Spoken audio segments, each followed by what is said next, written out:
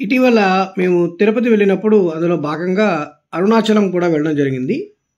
అరుణాచలం తమిళనాడులో ఉన్నటువంటి తిరువన్నామలైలో ఉన్నటువంటి శివక్షేత్రం. అరుణాచలం లేదా అన్నామలై తమిళనాడు రాష్ట్రంలో భాగంగా ఉంది. ఇది పంచభూతలింగ క్షేత్రాలలో ఒకటిగా చెప్పుకుంటాము.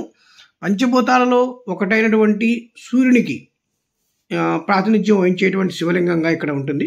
సూర్యుని మనం అరుణం అని పిలుస్తాం కాబట్టి ఆ పేరు మీద ఉండేటువంటి ఈ కొండకి అరుణాచలం అనే పేరు వచ్చిందని ఇక్కడ చెప్తూ ఉంటారు. సో తమిళంలో అయితే దీన్ని తిరువన్నామలై అంటారన్నమాట. సో తిరువన్నామలై అంటే పెద్ద కొండ అని అర్థం. అరుణాచల దేవాలయం అనేది శివుని యొక్క ఆజ్ఞ చేత విశ్వకర్మ నిర్మించేటువంటి క్షేత్రంగా మనకి చరిత్రలో ఉంది. చరిత్రలో దీని పేరు అరుణపురం అనే పేరుతో కూడా మన పురాణాలు చాలా వరకు చెప్పడం జరిగింది.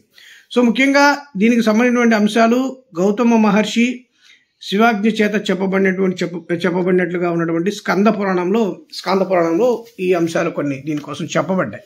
ముఖ్యంగా నేను అరుణాచలం నా యొక్క సందర్శన అంతా కూడా ముఖ్యంగా ఒక ఆధ్యాత్మిక స్థలాలతో పాటు ముఖ్యంగా నేను ఇటువంటి క్షేత్రాలకు ఎక్కువగా వెళ్ళేటప్పుడు భక్తి అనేది ఒక భాగం. కానీ దానికంటే ముఖ్యంగా అక్కడ ఆ క్షేత్రం వెలుస్తుందంటే దాని వెనక ఉండేటువంటి అద్భుతమైనటువంటి ఆర్కిటెక్చర్, శిల్ప సంపద, అలాగే సంస్కృతి, వారసత్వం, వీటన్నిటినీ కూడా ఆ క్షేత్రం ఏ విధంగా భారతదేశానికి ఇచ్చింది అనేటువంటి కోణంలోనే ఎక్కువగా నేను వెళ్తూ ఉంటాను.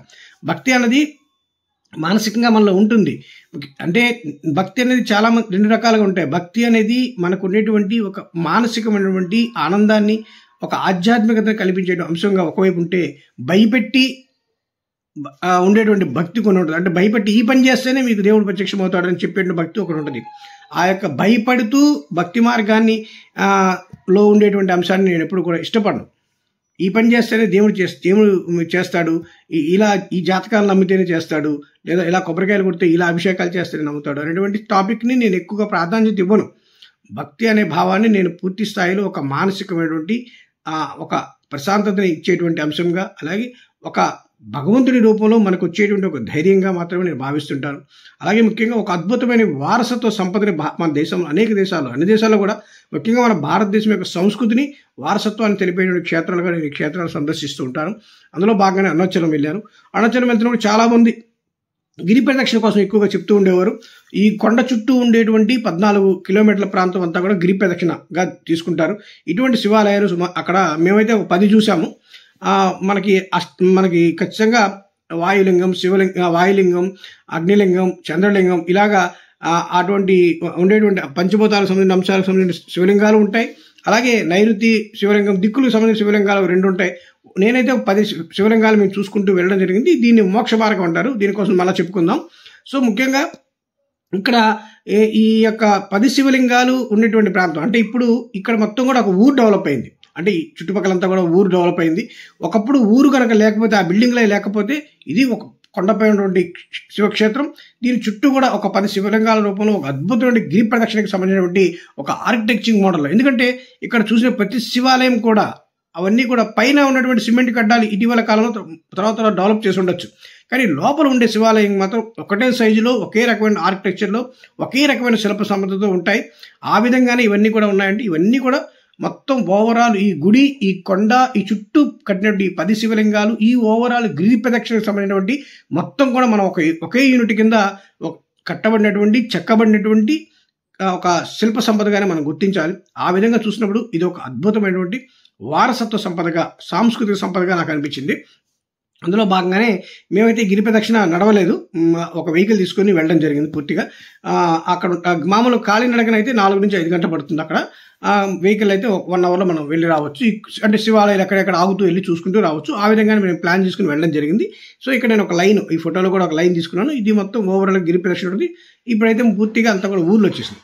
అయితే నాకు బాగా నచ్చిన విషయం ఏంటంటే, ఒక సంస్కృతిని కాపాడుకుంటే, ఆ సంస్కృతి ఆ సమాజానికి ఖచ్చితంగా ఒక మంచిని ఇస్తుంది. అలాగే అరుణాచలంలో ఉండేటువంటి ఆ గిరి ప్రాంతాన్ని, ఆ సంస్కృతిని, వాటికి ఉన్నటువంటి ఆ సాంప్రదాయ పద్ధతుల్ని వాళ్ళు అక్కడ బాగా కాపాడుకుని దాని ప్రపంచాన్ని తెలియజేయడంలో దానికి ఒక చక్కని ప్రజెంటేషన్ రూపంలో ప్రపంచాన్ని ముందుకు తీసుకువెళ్ళడంతో ఇక్కడ గిరి ప్రదక్షిణకి వాటికి అంత విశిష్టత కలిగింది. దాంతోపాటు ఈ యొక్క శివాలయ యొక్క అరుణాచలం యొక్క క్షేత్రానికి కూడా అంత ప్రాధాన్యత కలిగిందనిపించింది. ఎందుకంటే ఇక్కడ కాపాడినటువంటి సంస్కృతి ద్వారా, అంటే మనం గిరి ప్రదక్షిణ చేస్తున్నప్పుడు జనరల్గా అయితే ఏముంది, అక్కడ కొండ చుట్టూ ఉన్నటువంటి ఒక రోడ్డు అంతే. కానీ ఇప్పుడు 14 కిలోమీటర్ల పొడుగునటువంటి ఆ రోడ్డు అంతా కూడా ఎన్నో హోటల్స్ వచ్చేసినాయి, ఎంతోమంది ఉపాధి కలుగుతుంది, వెహికల్స్ ఉన్నాయి, ఎంతోమంది మనకు మొత్తం పొడుగునా కూడా మనకి అనేక ఫుడ్ పదార్థాలు దొరుకుతుంటాయి, రకరకాల షాపులు ఉన్నాయి, షాపింగ్స్ ఉన్నాయి, షాపింగ్ కాంప్లెక్సెస్ ఉన్నాయి, మనం రెస్ట్ తీసుకునేటువంటి ప్లేస్లు ఉన్నాయి. ఈ విధంగా అంటే ఇప్పుడు అది ఒక అద్భుతమైనటువంటి రీసోర్సెస్, ఎంతోమందికి ఉపాధి కల్పించింది. ఒక సంస్కృతి ఎప్పుడు కూడా ఇటువంటి అద్భుతమైన అవకాశాలు ఇవ్వాలి ప్రపంచానికి. ఒక మంచి సంస్కృతిని మనం ఎలా డెవలప్ చేసుకున్నారు, ఇక్కడ ఎంతోమందికి ఉపాధి కల్పించింది, ఎంతోమందికి ఒక ఆధ్యాత్మిక ఆనందాన్ని కలిగిస్తుంది. ఈ గిరి ప్రదక్షిణ చుట్టూనే చక్కగా ఎంతోమంది మహర్షులు కట్టుకున్న ఆశ్రమాలు ఉన్నాయి, ఆ ప్రశాంత వాతావరణం ఉంది అక్కడ. ఇది గుడి చుట్టుపక్కల ఉండేటువంటి రోడ్లలో హోటల్స్ అన్నీ ఉన్నాయి. అండ్ యాక్చువల్గా మేము ఫస్ట్ రైల్వే స్టేషన్ ఆటో ఎక్కి హోటల్ అంటే అతను ఏదో ఒక సన్నగా ఉన్న సందులో ఆపేశాడు. నేను ఫస్ట్ వచ్చిన ఊరంతా చూసి పాత ఊరు అదే ఊరేమో అనుకుని అక్కడక్కడ హోటల్స్ ఏమనుకున్నాను, కానీ కాదు. గుడి ఉందంటే గుడి ప్రాంతంలో బాగా హోటల్స్ ఉండొచ్చు కదని బయటకు వచ్చేస్తే మెయిన్ రోడ్డు మీదే ఉంటుంది గుడి. సో మెయిన్ రోడ్డు మీద నుంచి గుడి చుట్టుపక్కల అన్నీ ఉంటే బోల్డ్ అని హోటల్స్ ఉన్నాయి. మనకి తక్కువలో కూడా 2000 నుంచి ఉన్నాయి. మా 3 స్టార్ హోటల్ కూడా 1-2 ఉన్నట్టున్నాయి. మొత్తం మీద ఒక 6000, 10,000 వరకు కూడా అకామిడేషన్ ఉంది. మేబీ మన మధ్యధరతో ఉన్న వాళ్ళకి 1500, 2000 రూపాయలు కూడా హ్యాపీగా దొరుకుతాయి. మేమైతే ఇక్కడ శుభం అనే హోటల్ ఉంది, గుడి మెట్టి ఇప్పుడు మీకు చూపిస్తున్న దగ్గరే ఇక్కడే ఒక హోటల్ ఉంది శుభం అని. సో ఆ హోటల్ దగ్గరే చక్కగా 2500 రూపాయలు తీసుకున్నారు. ఏసీ ఉంది, రూములు కూడా చాలా హైజీనిక్ బాగున్నాయి. అలా ఇక్కడ అన్ని ఇంచుమించు చాలా ఉన్నాయి, 4-5 వరకు ఈ సందులోనే 4-5 ఏమి ఇంచుమించు 20 దాకా ఉన్నాయి. రోడ్డు మీద కూడా చాలా ఎక్కువ ఉంటాయి, మెయిన్ రోడ్డు మీద. సో గుడి లోపల ఉన్నటువంటి ప్రాంతం ఇలా ఉంటుంది అనమాట. ముఖ్యంగా ఏంటంటే 4 వైపులా ఉన్నటువంటి గోపురాలు, రాజగోపురంతో కలిపి పెద్ద పెద్ద గోపురాలు ఉంటాయి. చాలా ఆకాశంలో అందుకున్నట్టు ఆ గోపురాలు ఉంటాయి. నాకైతే అసలు ఎంత నచ్చినాయి అంటే ఆ గోపురాలు ఎత్తు ఒక అద్భుతం అయితే, ముఖ్యంగా మనం ఆ గుమ్మం నుంచి లోపలికి వెళ్తున్నప్పుడు శిల్ప సంపద, ఈ గుమ్మానికి అటు ఇటు లోపల వైపు శిల్పాలు ఉంటాయి, అద్భుతమైన శిల్పాలు అనమాట. అంటే అంత అద్భుతమైన శిల్పాలు, అంత హైట్, అంత ఎత్తున ఆ గోపురాలు కట్టడం. పైభాగం తర్వాత కట్టారు, తర్వాత కొంతవరకు డెవలప్ చేసి ఉండొచ్చేమో, కానీ మొత్తం మీద ఆ గోపురాలకు సంబంధించినటువంటి లోపల ఉన్న రాతి కట్టడాలు అన్నీ కూడా. సో ఆ రాతి కట్టడాలకు సంబంధించిన శిల్ప సంపద అనేది మన సంస్కృతి మనకి ఇచ్చినటువంటి ఒక అద్భుతమైనటువంటి ట్రెజర్. దాన్ని మనం చూసుకోవాలి, దాన్ని మనం కాపాడుకోవాలి. అది ఇక్కడ జరుగుతుంది అనిపించింది నాకు. సో అటువంటి విధంగా వాళ్ళు కాపాడుకోబట్టి ఈ రోజున అరుణాచలం అనేది తనకున్న ఆధ్యాత్మిక వైశిష్టాన్ని కాపాడుకుంటూ ఎంతో మందికి ఉపాధినిస్తుంది. కొన్ని కిలోమీటర్ల రూపంలో షాపులు, ఎన్ని రూపంలో ఎంతోమందికి అవకాశాన్ని ఇస్తుంది. అలాగే ఎంతోమందికి ఉపాధిని కల్పిస్తుంది. అలాగే ఎంతోమందికి మన సంస్కృతి, మన ఆధ్యాత్మిక సంపద ఎలా ఉంది అనే విషయాన్ని తెలియజేస్తుంది. దీన్ని కాపాడుకోవడం ద్వారా మనం ఖచ్చితంగా ఏ రోజుకైనా సరే, ఒక సంస్కృతిని కాపాడుకున్న వాళ్ళు ఏ రోజుకైనా సరే ఖచ్చితంగా దాని ద్వారా ఒక మంచి ఫలితాన్ని పొందుతారనేటువంటి నమ్మకాన్ని కలగజేస్తుంది. అంటే ఇక్కడ సంస్కృతి అంటే మళ్ళీ నేను ఇంకో రకమైన మతపరమైన అంశంలో చెప్పట్లేదు. సంస్కృతి అంటే నాకు తెలిసినంత వరకు ఒక సమాజంలో ఉండేటువంటి అంశాలను క్రమబద్ధంగా ఉంచేటువంటి ఒక ఆకృతి. సో ఈ సమాజంలో ఈ విధంగా ఉంటే ఎంతో చక్కగా నడుస్తుంది అనేటువంటి ఒక ఆకృతిని రూపొందించేటువంటి రూపాన్ని సంస్కృతిగా తీసుకుంటే, హిందూ సంస్కృతి మనకు ఏమిచ్చిందో అది అడుగునగడుగున మనకు అరుణాచలంలో కనిపిస్తుంటుంది. ఇది రమణ మహర్షి వారి యొక్క ఆశ్రమం ఉంది. ఇక్కడ ముందుగానే మనం వెళ్ళి కొన్ని రోజులు ఉండడానికి కూడా మనకి వసతి సౌకర్యం కూడా ఉంది. కానీ ముందుగానే మనం ఇన్ఫార్మ్ చేసుకుని ఆన్లైన్లో వాళ్ళు చెప్పుకుంటే ఇది చాలా ప్రశాంతమైన ఆశ్రమం. చక్కగా ఆయన తాలూకా బుక్స్ ఉన్నాయి. అలాగే ధ్యానం చేసినటువంటి 2 కేంద్రాలు, మంచి పెద్ద పెద్ద కేంద్రాలు ఉన్నాయి.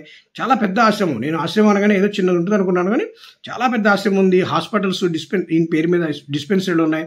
ఇవన్నీ చాలా డెవలప్మెంట్ అయినటువంటి ప్రాంతం కింద చాలా ఉన్నాయి. కానీ ముఖ్యంగా ఈ ఆశ్రమ ప్రాంతంలో చాలా ప్రశాంతమైన వాతావరణం ఉంటుంది. అవకాశం ఉంటే చక్కగా మనం ఒకరోజు ఉండొచ్చు. సో ఈ విధంగా ఆశ్రమంలో కూడా మేము కాసేపు గడిపాం. అంటే మొత్తం ఒకటే రోజు టూర్ కాబట్టి నేను అయితే చాలా తక్కువ టైంలో గడిపినట్టు నాకు అనిపించింది. మరొకసారి మళ్ళీ చక్కగా ఒక 2-3 రోజులు ప్లాన్ చేసుకోవచ్చు. ఎందుకంటే చుట్టుపక్కల మనకి 100 నుంచి 150 కిలోమీటర్లో పాండిచ్చేరి ఉంది, కుంభకోణం ఉంది, చిదంబరం ఉంది, ఇంకొంచెం దూరం వెళ్తే శ్రీరంగం ఉంది. సో ఇటువంటివన్నీ మనం ప్లాన్ చేసుకోగలిగితే మొత్తం తమిళనాడు అంతా కాకపోయినా ఒక 4 నుంచి 5 ముఖ్యమైన ప్రాంతాలను మనం చక్కగా ఒక 3 రోజుల్లో చక్కగా ప్లాన్ చేసుకుని వెళ్ళొచ్చు. తిరుపతి నుంచి చాలామంది కంటిన్యూ వెహికల్స్ ద్వారా వాళ్ళ వెళ్ళేవాళ్ళు ఉన్నారు. మేమైతే తిరుపతిలో ఉదయం 11:30కి పామిని ఎక్స్ప్రెస్ ఉంది. సో దీంట్లో 11:30కి ఎక్కితే మధ్యాహ్నం 3 గంటల కల్లా మేము అక్కడ దిగిపోవడం జరిగింది. దీనికి ఏసీ కంపార్ట్మెంట్లో 500 రూపాయలు ఛార్జ్ చేశారు. సో దాని ద్వారా మేము తిరుపతి వెళ్ళాము 3:30కి. మధ్యాహ్నం 3:30కి వెళ్ళిన తర్వాత కాసేపు రెస్ట్ తీసుకుని 4:30 కల్లా గిరి ప్రదక్షిణకి వెళ్ళి చక్కగా గిరి ప్రదక్షిణ అంతా చేసుకుని శివాలయాన్ని చూసుకుని నైట్కి వచ్చేసాం.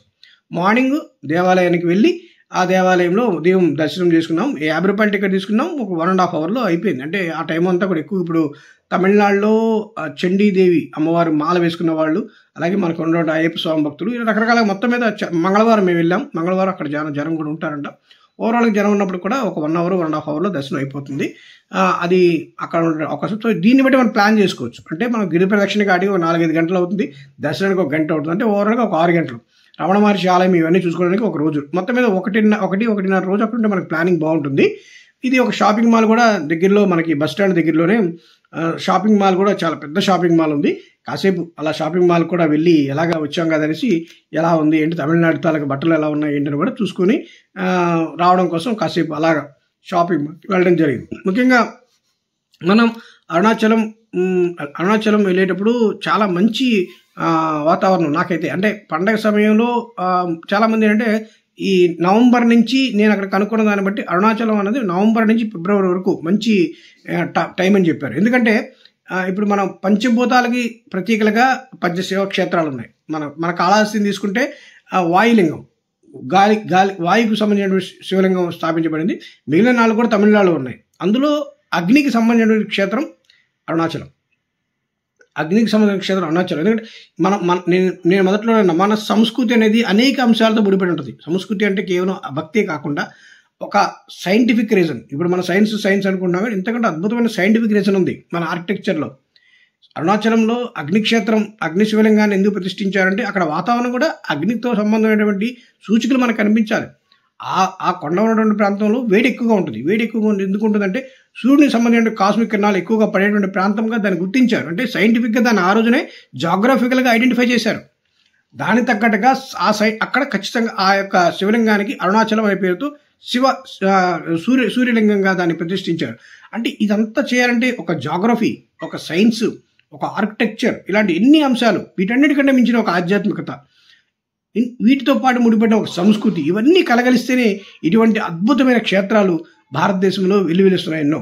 అందులో ఒక్కొక్క క్షేత్రం మనం వెళ్ళినప్పుడు ఒక్కొక్క రకమైనటువంటి మానసికమైనటువంటి పరివర్తన కలుగుతూ ఉంటుంది. అందుకే అక్కడక్కడ సో అటువంటి అనేక రకాల భక్తి హస్తకళలు, గోపురాలు, శిల్పాల యొక్క సంపత్తో నేను అరుణాచలంలో ప్రతి క్షణం కూడా చాలా హ్యాపీగా ఫ్యామిలీతో అక్కడ ఆ యొక్క దాన్ని నేను అనుభవించడం జరిగింది. ముఖ్యంగా మోక్ష మార్గం గురించి అన్నాను. దాని మీద నాకు పెద్ద నమ్మకం అయితే కలగలేదు. ఎందుకంటే పూర్వం రాజులు సైనికుల కొలతల కోసం అటువంటి రాళ్ల మధ్యలోంచి నిర్మాణాన్ని ఏర్పాటు చేసినటువంటి సందర్భాలు నేను కొన్ని చేతుల్లో చదివాను. వాళ్ళ ఫిట్నెస్ కోసం పరిశీలించడం కోసం వాళ్ళు రాళ్ల మధ్య నుంచి వస్తేనే, అవి తగలకుండా వస్తేనే వాళ్ళు ఫిట్గా ఉండేవారు. అంటే కొన్ని రాళ్లను ప్రదర్శించేవారు. ఇది అటువంటిదేమో అని నా అభిప్రాయం పడ్డాను. దీన్ని మోక్ష మార్గంగా వాళ్ళు చెప్పుకోవచ్చు. దాని విషయంలో నాకైతే పెద్దగా నమ్మకం కలగలేదు.